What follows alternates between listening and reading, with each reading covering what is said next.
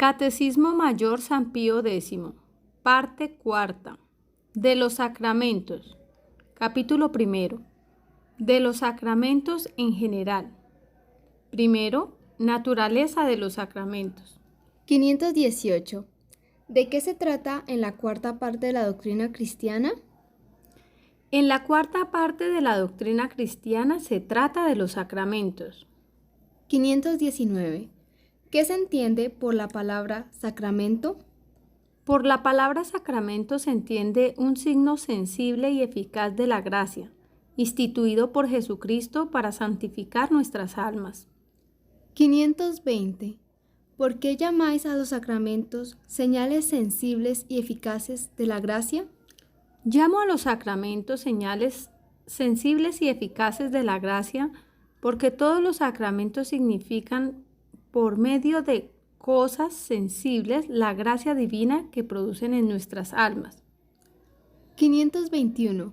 Explicar con un ejemplo cómo los sacramentos son señales sensibles y eficaces de la gracia. En el bautismo, el derramar el agua sobre la cabeza del niño y las palabras «Yo te bautizo», esto es, «Yo te lavo», en el nombre del Padre, y del Hijo, y del Espíritu Santo. Son señal sensible de lo que el bautismo obra en el alma, porque así como el agua lava el cuerpo, así también la gracia divina del bautismo limpia de pecado el alma. 522. ¿Cuántos y cuáles son los sacramentos? Los sacramentos son 7: bautismo, confirmación o santo crisma, Eucaristía, penitencia, extrema unción, orden sacerdotal y matrimonio. 523. ¿Qué cosas se requieren para un sacramento? Para un sacramento se requiere la materia, la forma, el ministro y el sujeto. El ministro ha de tener intención de hacer lo que hace la Iglesia. 524. ¿Qué es la materia del sacramento?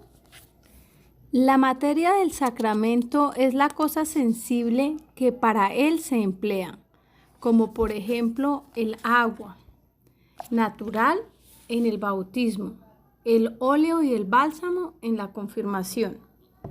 525. ¿Qué es la forma del sacramento? La forma del sacramento son las palabras que para hacerlo se profieren. 526. ¿Quién es el ministro del sacramento? El ministro del sacramento es la persona que hace o confiere el sacramento. 526. ¿Quién es el sujeto en el sacramento?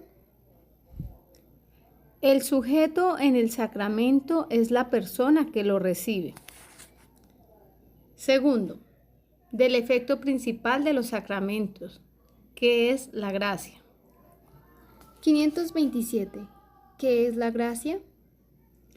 La gracia de Dios es un don interno sobrenatural que se nos da, sin ningún merecimiento nuestro, por los méritos de Jesucristo en orden a la vida eterna. 528. ¿De cuántas maneras es la gracia? La gracia es de 2 maneras: gracia santificante, que se llama también habitual, y gracia actual. 529.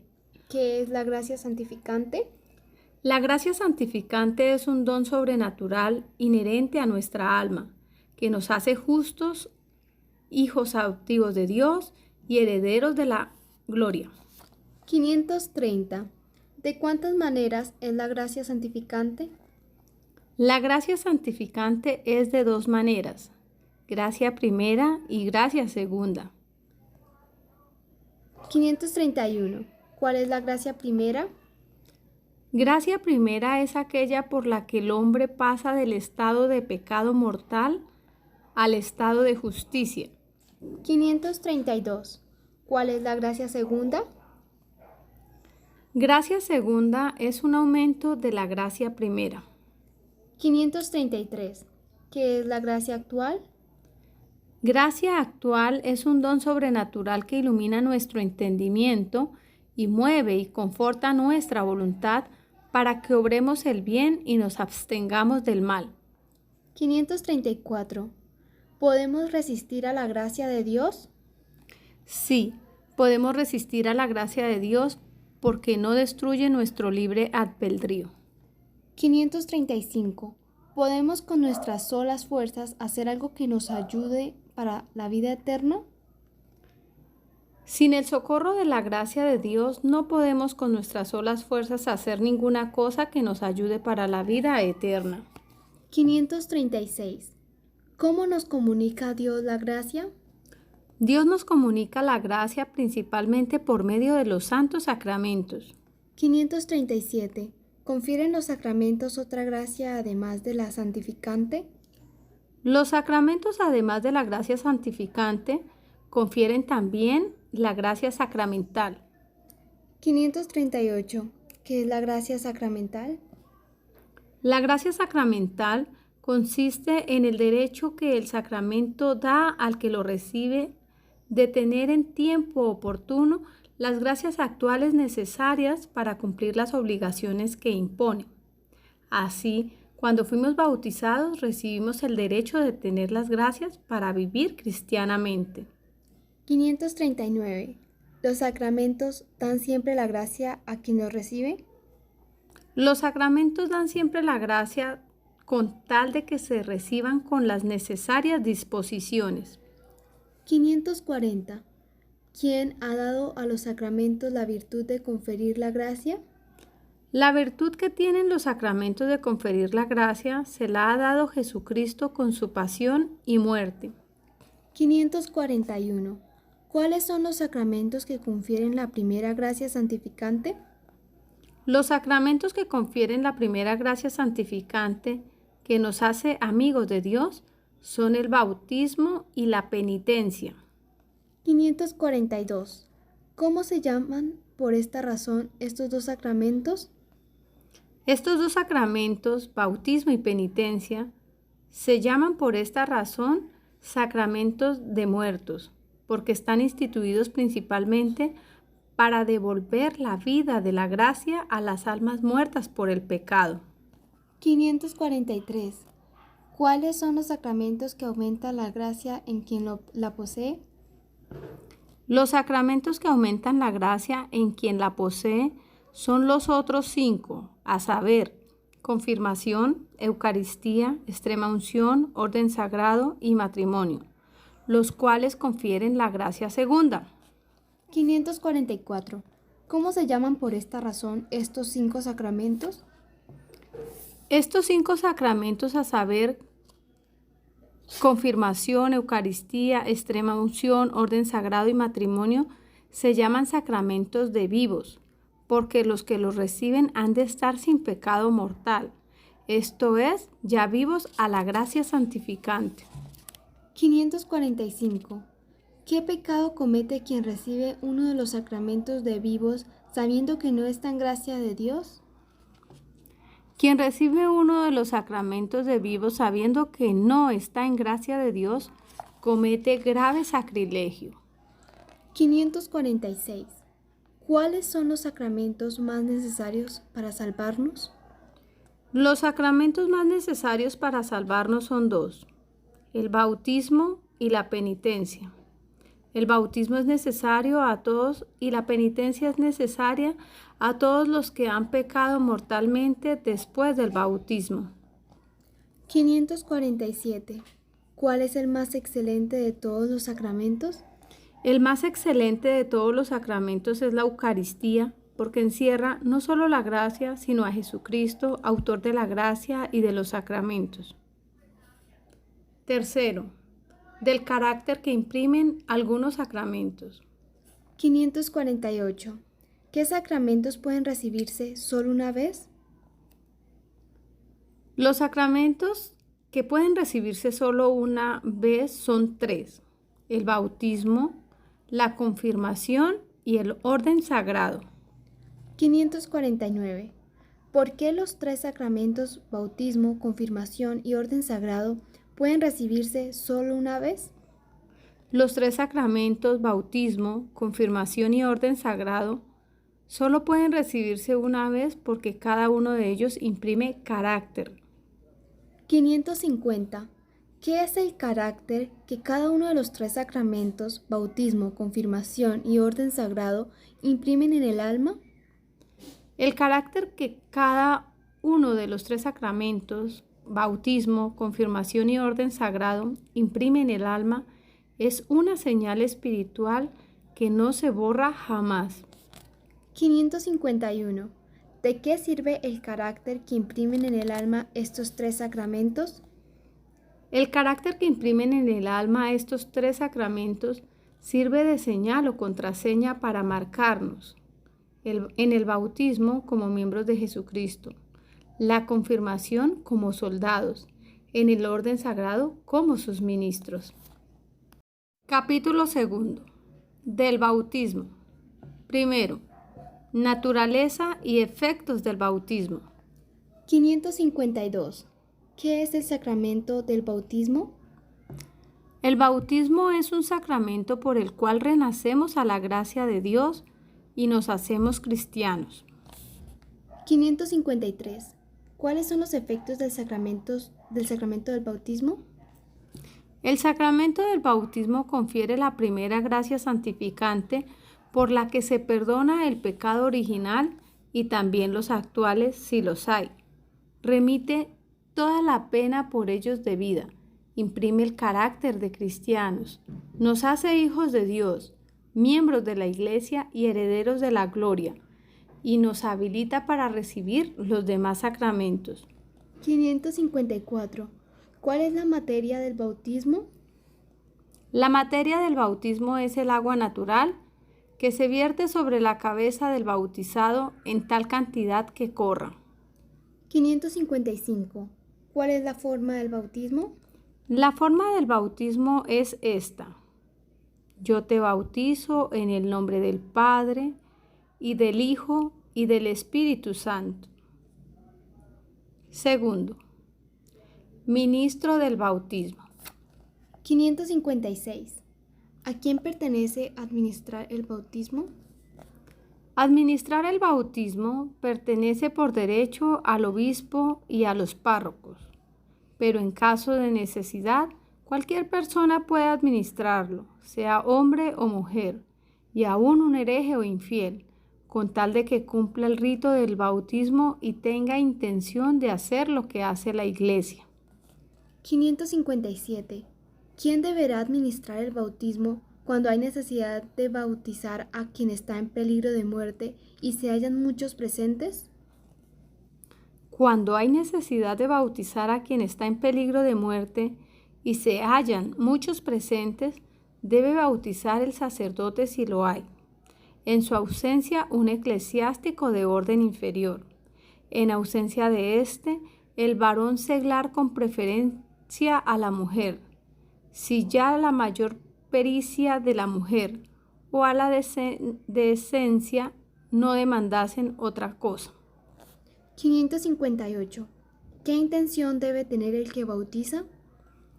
El que bautiza debe tener intención de hacer lo que hace la Iglesia al bautizar. Tercero, rito del bautismo y disposiciones del adulto que lo recibe. 559. ¿Cómo se administra el bautismo? Se administra el bautismo derramando agua sobre la cabeza del bautizado o si no se puede en la cabeza, en otra parte principal del cuerpo y diciendo al mismo tiempo: yo te bautizo en el nombre del Padre, del Hijo y del Espíritu Santo. 560. ¿Quedaría bautizada la persona si uno vistiese el agua y otro dijese las palabras? Si uno vertiese el agua y otro pronunciase las palabras, no quedaría la persona bautizada, porque es preciso que sea el mismo el que vierta el agua y el que pronuncie las palabras. 561. Cuando se duda si la persona está muerta, ¿hay que dejar de bautizarla?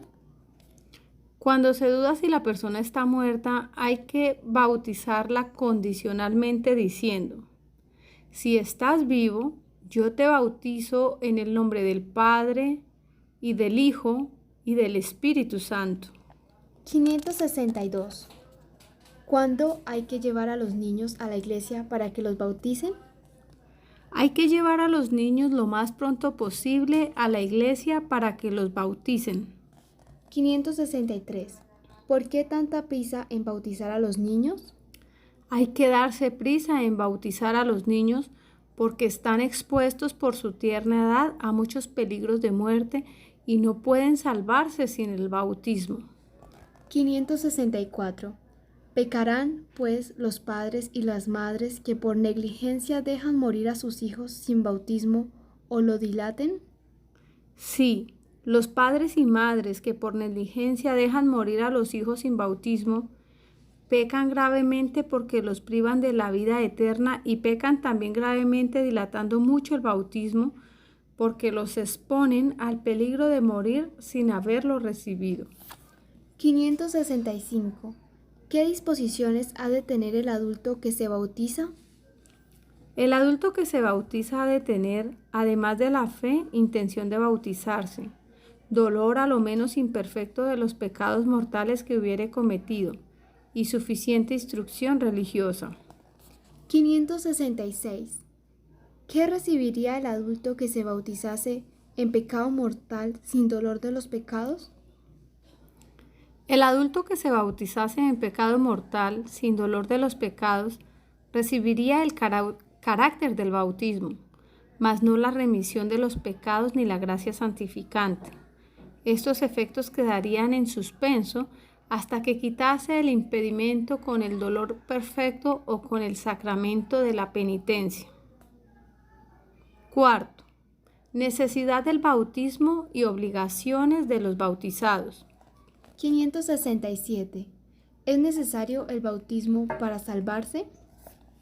El bautismo es absolutamente necesario para salvarse, habiendo dicho expresamente el Señor: el que no renaciere en el agua y en el Espíritu Santo no podrá entrar en el reino de los cielos.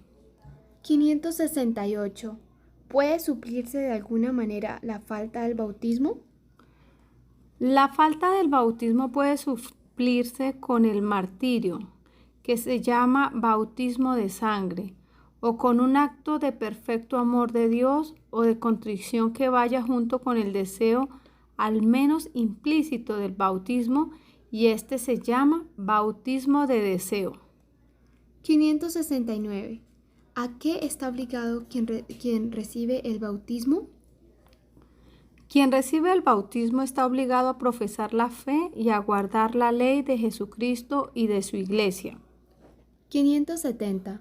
¿A qué cosas se renuncia cuando se recibe el santo bautismo? Cuando se recibe el santo bautismo, se renuncia para siempre al demonio, a sus obras y a sus pompas. 571. ¿Qué se entiende por obras y pompas del demonio? Por obras y pompas del demonio se entienden los pecados y las máximas del mundo, contrarias a las máximas del Santo Evangelio. Quinto, nombres y padrinos. 572. ¿Por qué se pone el nombre de un santo al que se bautiza? Se pone el nombre de un santo al que se bautiza para colocarlo desde luego bajo la protección de un celestial patrono y para que se aliente de la imitación de sus ejemplos. 573. ¿Quiénes son los padrinos y madrinas del bautismo? Los padrinos y madrinas del bautismo son aquellas personas que por disposición de la Iglesia tienen a los niños en la sagrada fuente, contestan por ellos y salen fiadores ante Dios de su cristiana educación, especialmente si en esto faltasen los padres. 574. ¿Estamos obligados a cumplir las promesas y renuncias que nuestros padrinos hicieron por nosotros? Estamos obligados a cumplir las promesas y renuncias que nuestros padrinos hicieron por nosotros, porque solo con esta condición nos recibió Dios en su gracia. 575. ¿Qué personas deben elegirse para padrinos y madrinas? Deben elegirse para padrinos y madrinas personas católicas, de buenas costumbres y obedientes a las leyes de la Iglesia. 576. ¿Cuáles son las obligaciones de los padrinos y madrinas? Los padrinos y madrinas están obligados a procurar que sus hijos espirituales sean instruidos en las verdades de la fe y vivan como buenos cristianos, edificándolos con los buenos ejemplos. 577. ¿Qué vínculos contraen los padrinos del bautismo? Los padrinos del bautismo contraen un parentesco espiritual con el bautizado y este parentesco produce impedimento de matrimonio.